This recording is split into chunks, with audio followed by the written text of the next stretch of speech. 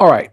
These photos here are of mass oppression and violence in South Korea and under the regime of dictator Park Chung-hee.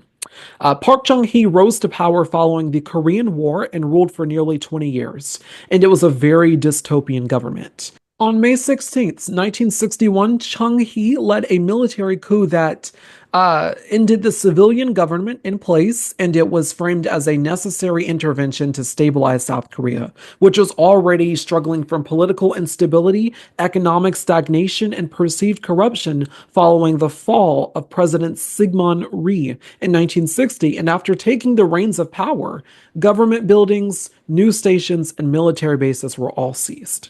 It was a highly horrific theatrical event. On April 19th, student activists and people who were rightfully wanting to be part of the resistance organized a revolution to stop the military rule. They called for new elections and a democratic governance to be brought back. Yet they were stopped as there was a violent crackdown on protest. Police officers fired indiscriminately into the crowd. It was an overt show of force from the authoritarian leader. You will not speak. You will not protest. I control everything.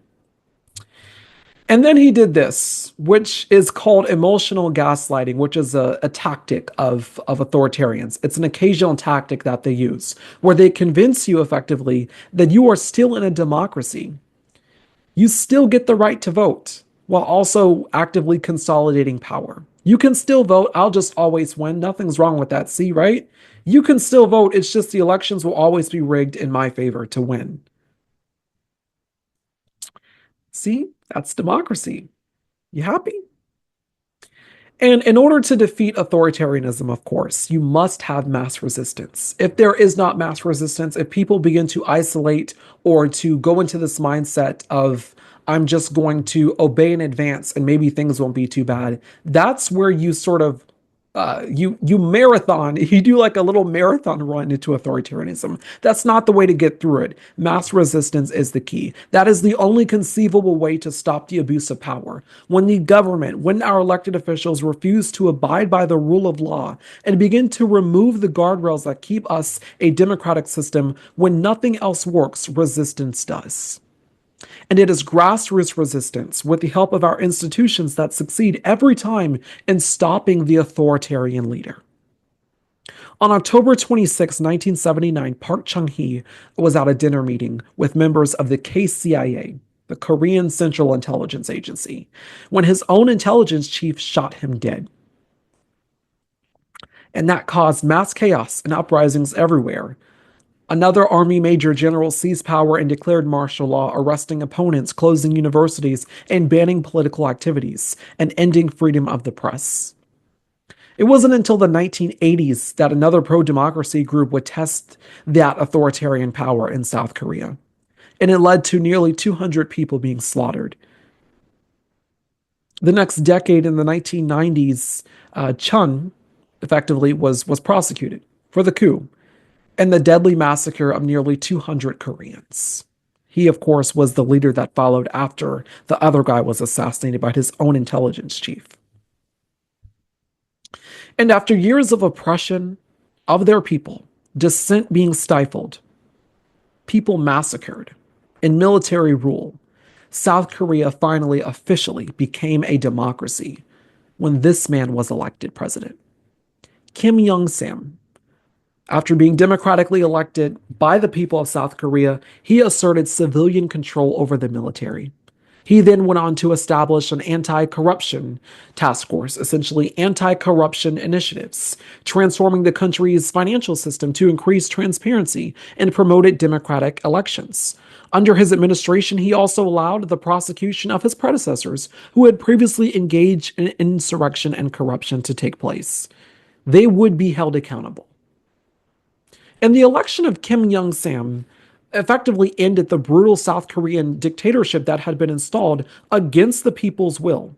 South Korea was no longer a dictatorship. It was now a representative democracy where the people got a right to say, where opposition was no longer stifled. You got to vote democratically to elect the president who would lead the country. And since then, South Korea has become a fast developing democracy, one of the most advanced democracies in Asia. And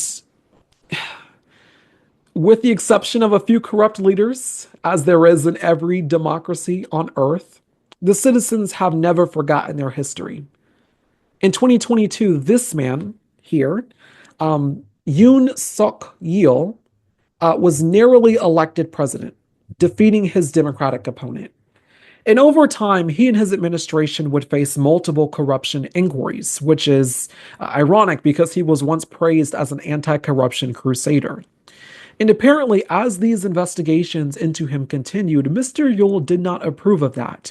And last December, he declared martial law. He declared martial law for the first time in South Korea since the 1980s. Remember, authoritarianism was effectively dead in South Korea for over 40 years. And last December of 2024, Yeol declares martial law effectively. He does not agree with the fact that he's being investigated as the conservative president of South Korea. So he declares martial law. And what that does effectively is shut down the parliament, which is the equivalent of our Congress.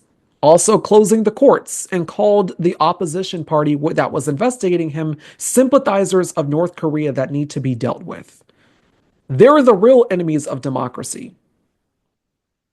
Also, let's declare martial law and let's make sure that the parliamentary is closed and sealed, and let's put the military in front of it, because if we do that, then the military can't reverse course, can't reverse the order of martial law that I put into place, because that's the only way to reverse martial law in South Korea. So let's lock them out of parliament. When South Korean citizens got wind of that, and knowing their history full hand, the resistance surged into the streets. They were not going back into authoritarianism. They were not going back into those hellish dark times. Watch. 북한 공산 세력의 위협으로부터 자유 대한민국을 수호하고 비상 계엄을 선포합니다. 11 p.m. Tuesday, December 3rd, South Korea's President Yoon Suk Yeol comes on TV and declares martial law. Martial law puts the military in charge, and in this case, bans all political activities. And that change happened within minutes. Soldiers marching down to the parliament. Helicopters landing on the roof. The last time this happened was in 1979, when the country was under military dictatorship. Martial law brought soldiers and tanks to Busan, South Korea, and anti-government violence ended. Almost 80 people had been injured, more than 1,300 arrested, and the whole country shaken. This time around, the opposition party mobilized quickly. Here's their leader, live streaming himself climbing over the National Assembly walls to get inside the building. 국민 여러분, 국회로 와주십시오. 무너지는 민주주의, 여러분이 함께 나서 지켜주십시오. And the people came, and so did the police. Then the military showed up. And a little after 1 in the morning, the majority of Parliament voted to lift the declaration of martial law. One by one, police and soldiers started filing out, but things weren't over yet. Roughly 6 hours after the president declared martial law, he officially backed down. 철수시켰습니다. 바로 국무회의를 통해 국회의 요구를 수용하여 계엄을 해제할 것입니다. Facing police investigations and an impeachment vote, South Korean President Yoon Suk Yeol remains out of the public eye after shocking the world with his brief failed attempt at imposing martial law here. Since then, protests against him are growing louder. Thousands are joining rallies. They're chanting Yoon Suk Yeol must resign. The crowd, a mix of generations, equally outraged by the attempt to upend democracy. Protests are going through the center of Seoul, reveal how deeply unpopular the South Korean president has become. I started with the example of South Korea to allude to the fact that there is mass global resistance right now. There is a rise of authoritarianism around the world. And it's not being covered a lot by the mainstream press. There is a lot of distractions. There's lots of other things that's being talked about right now in the national media, in the national press.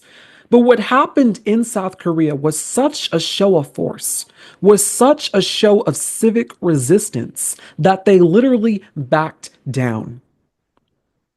You heard there them calling, effectively, the opposition party calling for the citizens to get to parliament, to protest, to make your voices heard about this, to be loud about the fact that the president just declared martial law. He just effectively declared an insurrection. This is treason. This is treason. Yes, though, even so, Mr. President, you reversed it. You're still going to be held accountable for what you did. And so you have this, where the South Korean president is now facing being formally removed from office, following Seoul's constitutional court after being impeached and arrested because of that resistance there, because of what happened, that they raised hell and they raised alarm about the fact, knowing their history, they were not going to go back into an authoritative dictatorial government. They were not going to go back into that. They knew their history, they acted on it, they resisted, and they won. That is the South Korean example for resistance. Mass resistance defeats authoritarianism. I'm not saying that as a term. I'm not saying that because it's catchy. I'm saying that because it's true.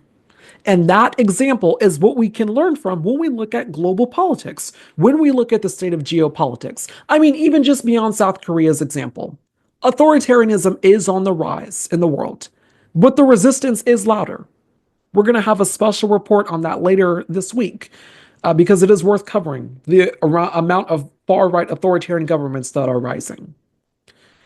But tonight, I just want to talk about the resistance in which you will find global inspiration. In 2008, this is another story. In 2008, Russia invaded the nation of Georgia, a former Soviet state, effectively, and decided that they were going to make it as closely aligned as possible with Russia.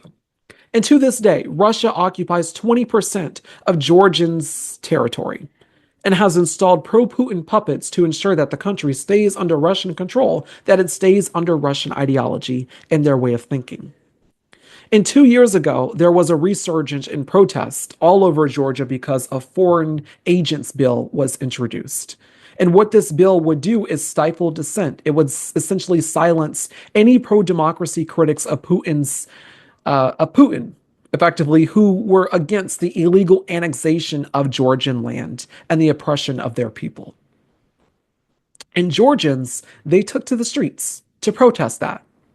Activist Anya Tavizidi said, quote, "We fought it off like hell, used every instrument of our disposal." And initially, that resistance did work.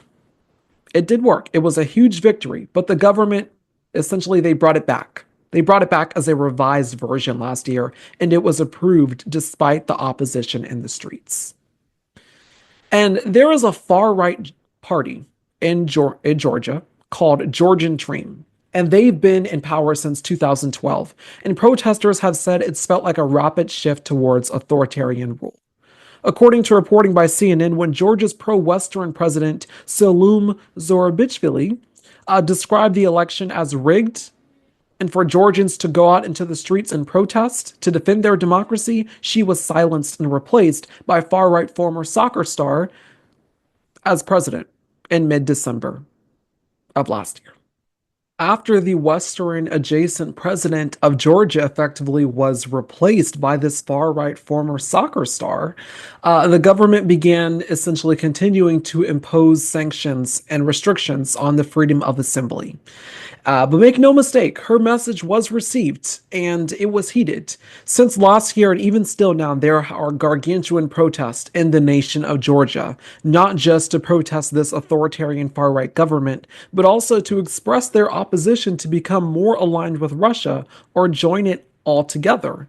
Over 80% of Georgians support joining the European Union, which would make the country more Western aligned in terms of democratic governance and would shift them away from Putin.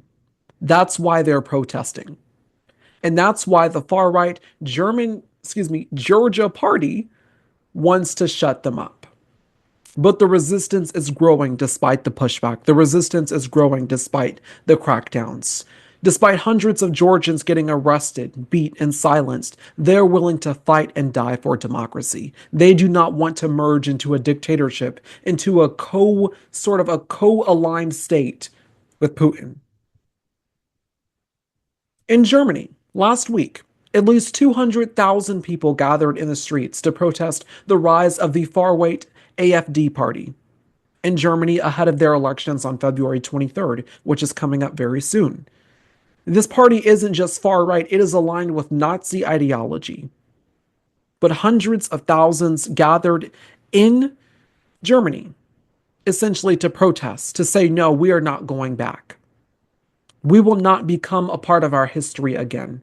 There will be no other Hitler in Germany. I know lots of you saw what happened this week in terms of Vice President J.D. Vance berating European leaders and German officials, telling them to remember their values. We're going to have special coverage on that tomorrow when we talk about our rise of authoritarianism. That may be later today, but we'll see how I feel after recording and editing all of this. But the rule of thumb here is to look at the fact that there is resistance happening right now. Global resistance. If you just look at this from a geopolitical perspective, there's resistance happening as well here at home. But I wanted to give you this example because the rest of the world is resisting authoritarianism right now. They are standing up and fighting back. Mass resistance is how you win. You're going to try to take over our parliament? You're going to try to declare martial law? Really? Well, I'm going to fight this soldier with his gun. We are going to resist. We are going to be in the streets. We are going to protest. We are not going to fall flat and allow fascism and the dictatorship and authoritarianism to start. We are not going to sit idly by and isolate and cry and sort of, as our rights are being taken away from us day by day. We are going to fight back. We are going to stand firm in that resistance. The rest of the world here, fighting off authoritarianism and far-right governments. That's what's happening around the world.